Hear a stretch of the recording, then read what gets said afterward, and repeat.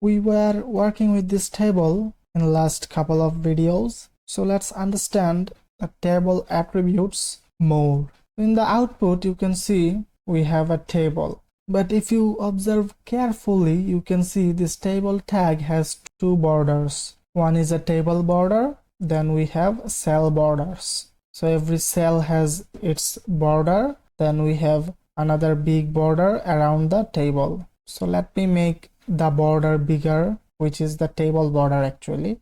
Let me give the value in the border attribute. The value would be 10 pixel. Save the file. You can see the table border got increased, and in every cell we have cell borders. You can see around the cells we have cell borders. We can set a border color as well to this outside border. To set a border color to this outside border, we are gonna write the border color attribute, and let's say the color would be yellow. Save the file. You can see the table has a 10 pixel border with the border color yellow. Let me delete this border color attribute for this moment and make the border to 0 pixel. Save the file. You can see how it looks. We have another attribute which is cell spacing. So I'm gonna write cell spacing. So in between two cells you can see some spaces. So we can control these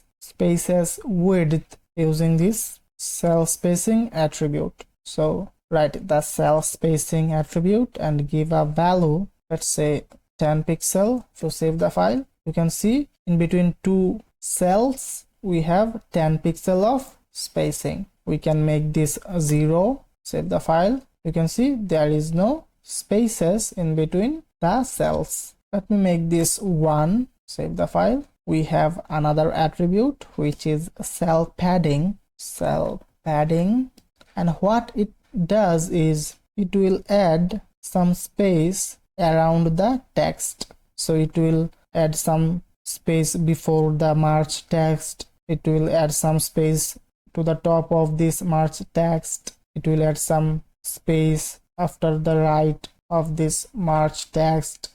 It will add some space below the March text. So to this cell padding attribute I'm gonna give a value which will be 10. Save the file. You can see before this January text we have 10 pixel of space, and in the top of the January text we have 10 pixel of space, and below of this January text we have 10 pixel of space, and in the right we have the similar case. So the padding means it will add some space around the text. We can make this 20 if we want. Save the file. You can see the cell padding is now 20. Let me make this 5. Save the file. This looks nice. We can also set the width of the table. So let's say it is 400 pixel. You can see the width of the table is now 400 pixel. We can set the height also. So the height would be,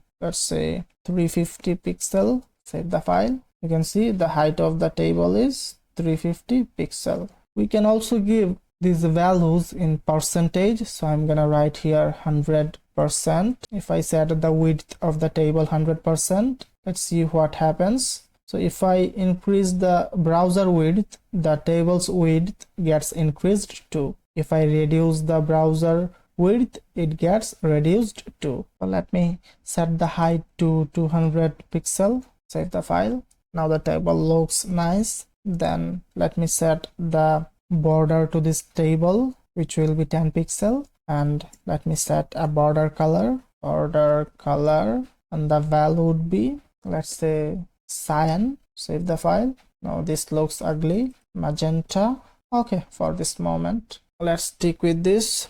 So that's all for now. See you in the next one.